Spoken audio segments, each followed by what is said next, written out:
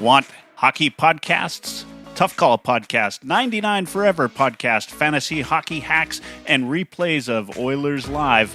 Available anywhere you get podcasts. Just search for Heavy Hockey Network or go to heavyhockey.com. That's right. We need your help. We need your subscriptions. Make sure you subscribe at www.youtube.ca/heavyhockey.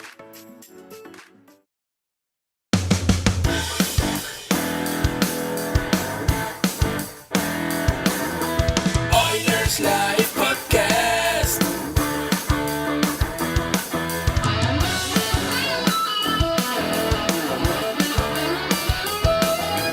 Oilerslive podcast.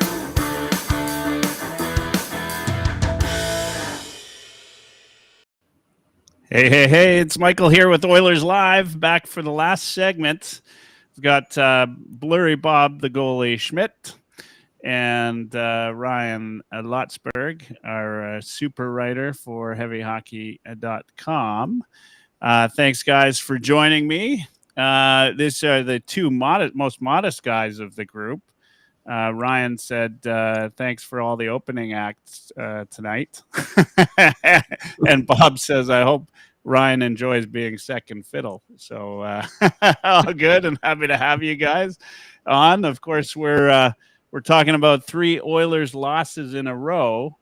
And if you were tuning in, which I know Bob was earlier, you know that I brought up the goalie thing a couple of times. I've been, as you know, Dash would know, we've had a number of conversations on this the whole time.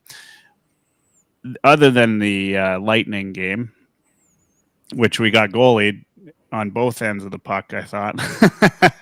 I wouldn't blame goaltending for the last 2 games. In fact, last night, I mean, when your team only scores 1 goal, it's pretty hard to blame Skinner for that. Not to mention, he saved a breakaway. He made a couple really nice saves, but we'll talk about that. I mean, we could probably use Bobrovsky or Vasilevsky or a Sorokin on our team. As could any team, really. Is this the toughest goalie stretch we're going to go through?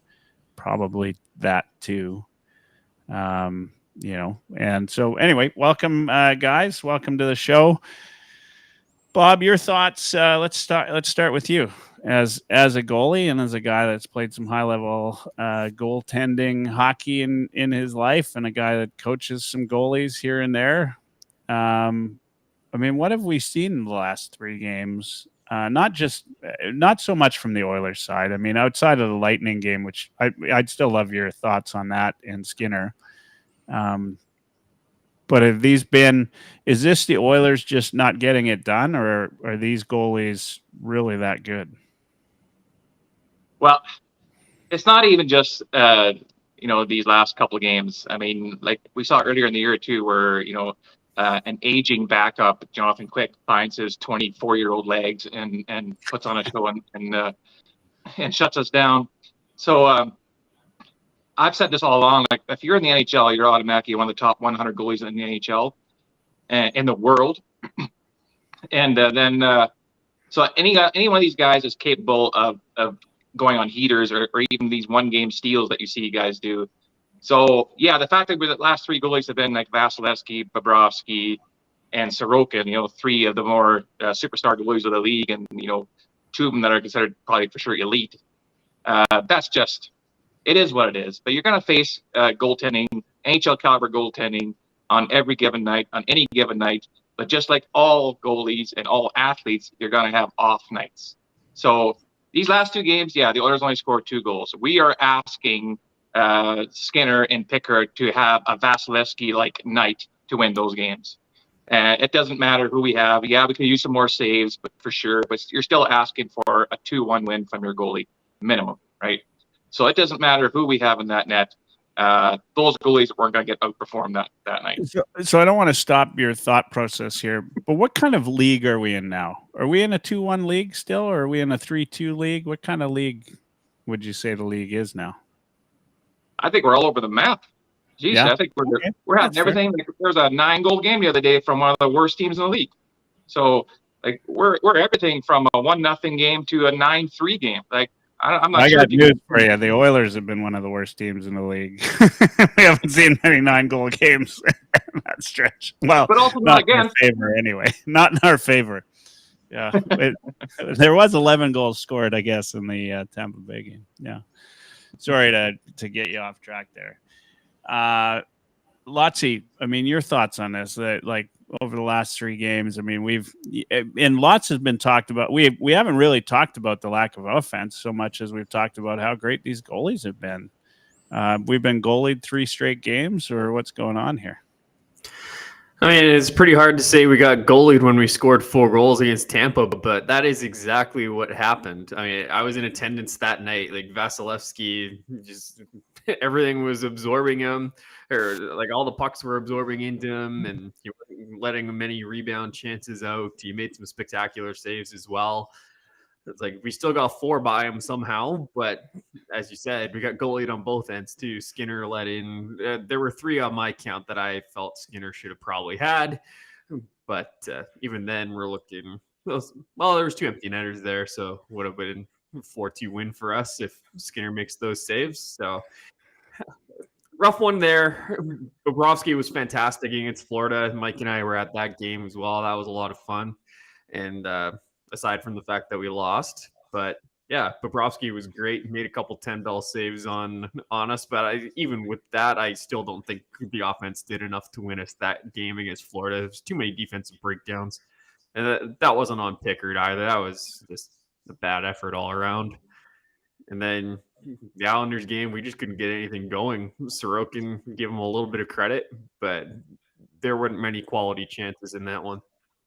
You bring up something that I haven't talked about all night, which is these defensive breakdowns, right? And something I noticed, the last 3 games, which we didn't notice surprisingly in the 8-game stretch, which we did notice in the early start of the season, right? The team would play, like last night, they'd play really well, have like a 10 shot to nothing sort of start to the game. They look amazing. And then the one shot they do let in on whoever's in that, Skinner, Picard, whoever, just is one that you can't even blame the goalie for because like the defense are nowhere. Bruce talked about it when he was on earlier that the giveaway by Brown and Nurse was changing. And I mean, who was it that Barzal had the breakaway, right? Yeah. Yeah, he pretty much had to break away from his own blue line, but the defense were like, they were just like, let's get out of the way here. Those were the kind of defensive breakdowns that we've been having these past 3 games, which we, not surprisingly, didn't see as many of in the 8-game stretch, and I don't think we saw them as much even in the Tampa game. Like the Tampa game to me is a blip on this whole thing, right? Like it just came at the wrong possible time. That's all, right? Like if that Tampa game had come at the end of losing 2, then you might actually feel like a moral victory was had rather than but because it started the 3-game slide, it just feels worse, doesn't it? And had they come out the same way against Florida, I would have to believe that we would have won one of the last 2 games. Like if you get 50 shots against Bobrovsky or 50 shots against Sorokin, they're not going to give you a Vasilevsky like performance like that. Well, nobody is. I mean, Vasilevsky. You're not going to run into many of those. Yeah, I mean that. Yeah, sorry. Go ahead, Bob. How quickly we forget though on that Barzal breakaway that Skinner made the save, and we're all so busy looking at the goals that go in, and I understand that, but like the first 40 minutes he made some absolutely huge stops. He had a great game last game. That breakaway, that one-timer from Horvat in the slot, like that was his lateral movement, something that he gets a lot of slack for, was stellar on that one. You read that play nicely, came across quickly, and squeezed everything together. But we're looking at we're so busy pointing fingers that we need a new goalie. We need a new goalie. We've been saying this since our last true number one goalie was Tommy Salo, in my mind, consistently, or however you say that in English. As he was our true number one goalie. Now, we had a flash in the pan with Dwayne Rolston in 06. He made a stellar playoff run. One of the best goaltending we've seen in recent memory on any team, really. But other than that, he was actually very pedestrian during the regular season. And I think he only had the one winning season that he was with the Oilers in the 3 full seasons. And then we had that one Vezina-like year by Talbot. I believe it was in 16-17. Yep. Where he played phenomenal. Should have for sure gotten a Vezina nomination, I thought. Actually did finish 4th in voting, I realized after the fact.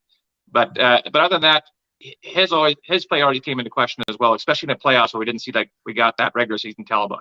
So we've been pointing at our goalies since 2004, and it doesn't matter who we get. We're always gonna point the finger at them, unless the name is Vasilevsky or Hellebuck. That's the only thing that's going to satisfy people. But we're not going to get that guy. Well, we have to give up to get a superstar goalie right now, like everybody feels we need. It's going to cost us in other areas of the game of our team too much to make us even effective. Well, I'm not getting taken down this path right now. Okay.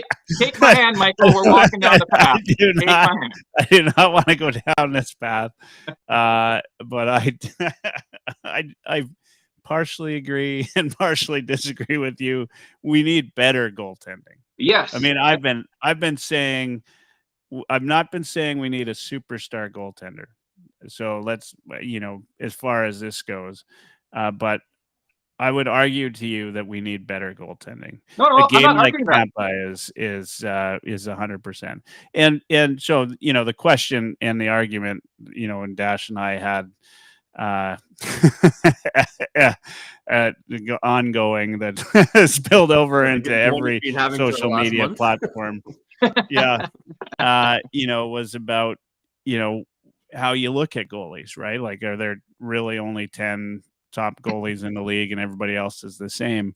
And I would argue that that's just not true. There's a top guy and there's a 30th guy, and they're all ranked according to that level. And right now we've had a guy that's been, other than a couple of, like, I wouldn't even say the whole 8-game stretch, because I think that the offense that we got in that stretch was so good that it made the defense and the goaltending look better than it was. I would say we've had a bottom third goalie so far this league. Is Skinner capable of playing better? Hell yeah, I think he is. He's shown it in the past. But is he playing that way? No. The one argument that I've had, which, Bob, I know you'll agree with, is you have to do something, right? Ryan, you mentioned in your latest article on Heavy Hockey, they've got to do something with the Campbell contract. We know Pickard isn't necessarily he's not the top backup goaltender in the league, right? So you need even better than him at least on backup. But overall, I mean, this duo, this tandem of Pickard and Skinner right now is just not good enough. It's not good enough for a team that's not going to be high octane offense every single night, right? It's good enough for a Connor McDavid and a Leon Draisaitl that are at the top of their game for 8 games in a row, but it's not good enough for a whole season. Let me phrase it this way too, Michael. It's not good enough for a team that's going to be as inconsistent defensively as we've seen. Through that 8-game winning streak, they were phenomenal defensively. And I wrote about the changes that Knobloch has made in a different article on Heavy Hockey that you can find. But they were playing a much tighter zone defense. They were defending the slot with much more urgency. And there were very few defensive breakdowns. Like I was sitting right behind the Oilers net for the game against Carolina. And Stuart Skinner had an easy night that night, and that was because of the job the boys did in front of him playing that zone defense. Also in attendance for Tampa Bay, sitting in the upper bowl, so I had a pretty good view of what was going on. They were playing man defense most of the first period. They had totally abandoned the zone D that was working so well for them in the previous 8 games. And then the second period, they actually figured it out. They were playing that same zone D again. And I was thinking, okay, blipping the radar in the first. This team's locking it down in the third. Then we went away from it again. Same thing against Florida. They went back to more of a man-style defense, and they got burned on it multiple times. Now, I can't remember who. Sorry, I can't give full credit for this thought on Twitter, but somebody noticed that the Oilers were running man-to-man D specifically off of in-zone defensive zone faceoffs that they lost, and they showed a clip of one of the Florida goals that happened off of a face-off play. I was like, okay, fair. But from what I saw in the Tampa game, it was more than just off of face-offs. Yeah. Yeah. And Bob, your thoughts on this? I mean, I love hearing your perspective because you are a goalie. You understand how it works. I was actually surprised when you were of the opinion as well that and maybe you'd like to phrase it in your own way, but it sounded like you kind of agreed in the sense that there were 10 elite guys and everybody else was just, there. but I do think of this as there's a guy that's the worst goalie starter in the league and there's a guy that's the best goalie starter in the league, and they're all ranked according to how they've played throughout the year. The numbers are there to prove that, right? Like that, if you want to go, you're either a numbers guy or you're not a numbers guy, and what, but your thoughts on all of this? Well, I agree that there's more variety. Like my feeling is there's like 3 elite untouchable goalies in the NHL. You got 5 like superstars. You have 10 superstars. Then you have 15 legit number 1 goalies. And then after like 16 to 32, you can probably throw a blanket on those guys as when it comes to starting goalies in the NHL. And of course your backups would be kind of a similar order. But I am a numbers guy to a certain degree, but you can use any numbers to further your argument. So if I'm going to be totally aboard the Stuart Skinner train, and I am not necessarily, so I agree with you, Michael, in the fact that we need better goaltending. I don't necessarily feel that means we have to get another goalie. I mean, I think that there's other avenues we can look at too, which we can discuss later. But if I'm going to put my faith in Stuart Skinner and argue pro Stuart Skinner all the way, I can go as far as going quality starts. So every start you've had in an NHL game where your save percentage was higher than the average league save percentage.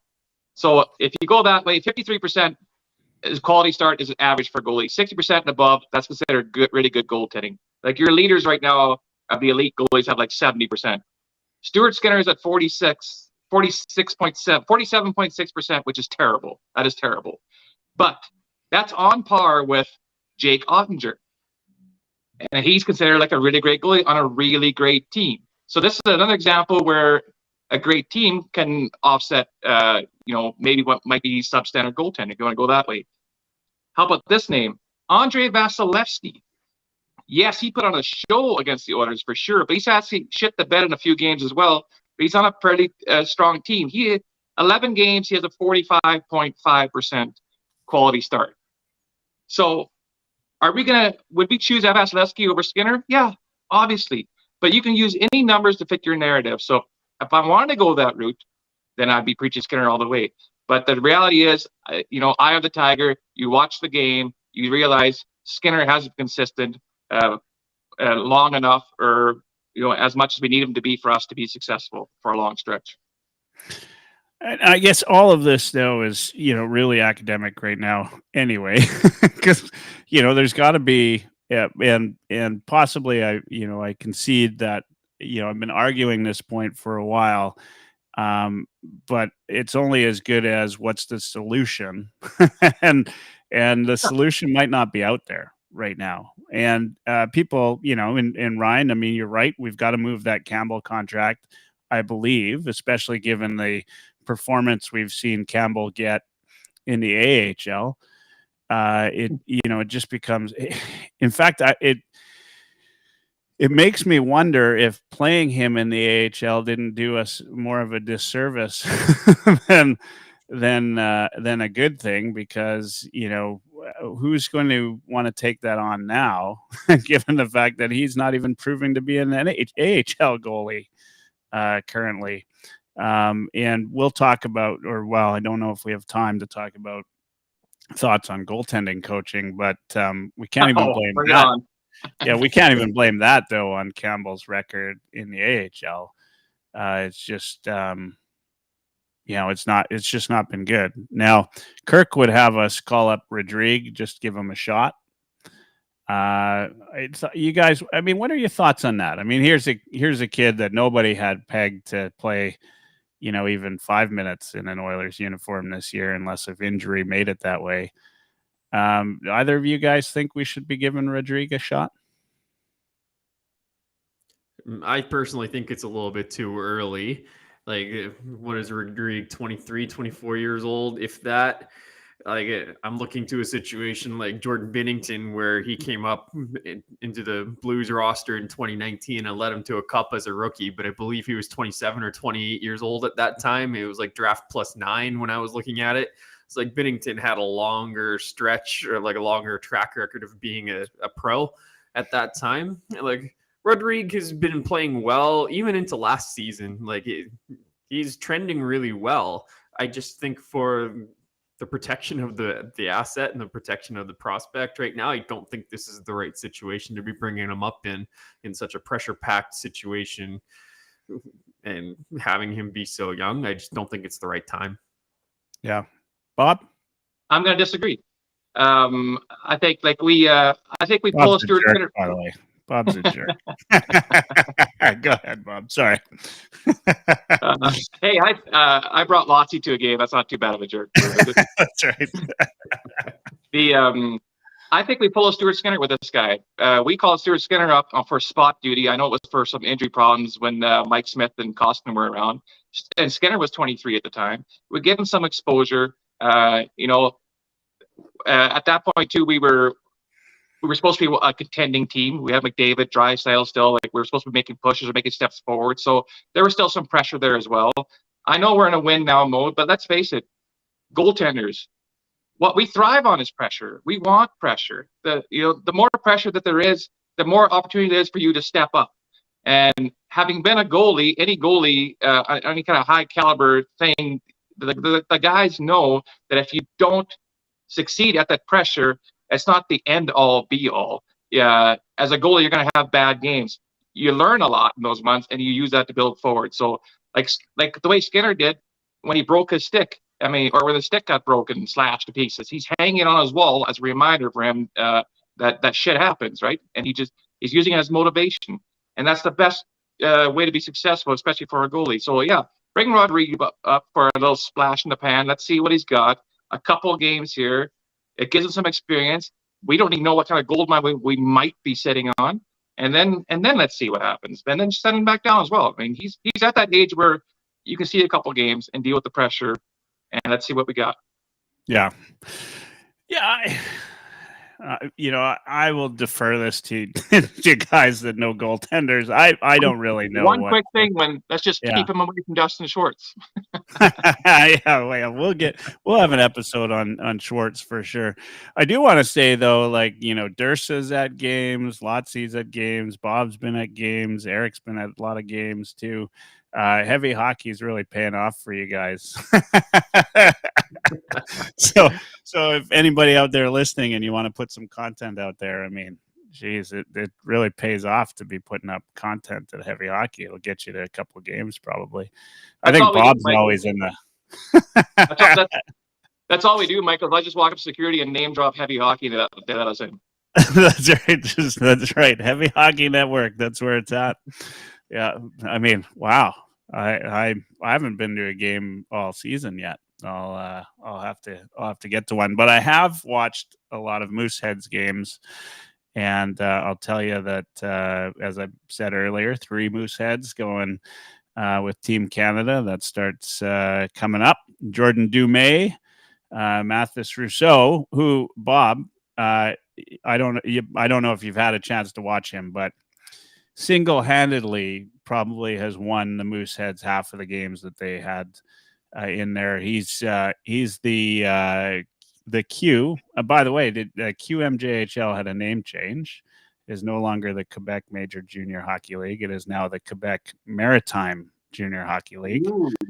Yeah, to recognize, of course, the contributions of those of us outside of Quebec. So Jordan Dumais, Mathis Rousseau, and I thought was a bit of a surprise, Furlong, who's the captain of the Mooseheads. Really solid defenseman, but a pretty solid guy. Anyway, that's coming up in not too long, less than a week, right? Before we get some Team Canada hockey. I'm pretty excited about that. All right, guys, we're winding down.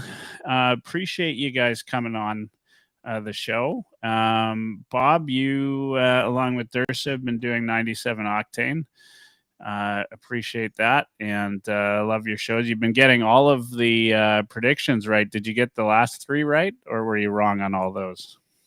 Well, since there's no way of backtracking that, I was bang on all of them. Yeah. All right, so you're the jerk. You're the reason. All right, Bob, your thoughts on the upcoming 2 games? How are the Oilers gonna do? I think it'll be a tale of 2 cities here, but we're going to come away with 2 wins. I think in the Jersey one, I think it's going to be a bit more offensive, and I think on the Ranger game we're going to try and tighten up a little bit more. And I wouldn't be surprised if the Ranger game is a bit more of a lower scoring affair from both sides. Yeah. And Lotzi. Yeah, I'm feeling pessimistic right now. I'm going 0-2. We beat New Jersey at home, and so I feel like they're going to get us in their barn. We'll see who the real Oracle is here right away, I guess. I hope you get one thing right, and suddenly I have a reputation. Lotzi, what do you got cooking for heavyhockey.com? Anything upcoming? I got a little something in the hopper on Connor Brown. hoping to get that done earlier this evening. So that's on its way. Hopefully it'll be up in the next hour or 2. And I'm thinking of doing a little something Hockey Canada World Junior preview. This is for heavy hockey. So that should be coming out in the next week or so. The tournament starts on the 26th. So hopefully before then. Right on. All right. And Bob, anything for heavyhockey.com or 97 Octane you want to promote? Yeah, well, Dursa touched on the fact we did a Christmas Day episode because I don't have a life, so that's good. And but I do have we're coming up to a 30-game mark for each team there, and I do my team power rankings for heavyhockey.net for those ones. Got to wait for the Senators to catch up. I think right now there's only 27 teams that have played 30. So that'll be coming in the next couple weeks, and then take it from there. Thanks for having me on here, Michael. Appreciate it. Yeah, appreciate having you guys. I'm going to finish off February 24th and 25th is the Heavy Hockey Showdown. Games on the 25th. The pre-party will be on the 24th before we head out to watch the Battle of Alberta at Rogers. What else? Of course, check out heavyhockey.com. As both these guys just said, they got articles upcoming. Make sure you do that, and we'll have constant content going all year long for that. The other thing is I'm going to start to do a weekly half hour of some of the hottest trends on Instagram. Probably do that Tuesday nights when there's not a game. So we're going to try out a little bit of a thing, maybe 1 or 2 guest tops, and stick it to 30 minutes. This was a fun episode. I've got about 10 seconds left. Thank you to everybody. We had Bruce McCurdy, Eric Friesen, Josh Bolton, Mike Dursa, Bob Schmidt, Ryan Lotsberg, and everybody. Thanks for joining us. Have a great night.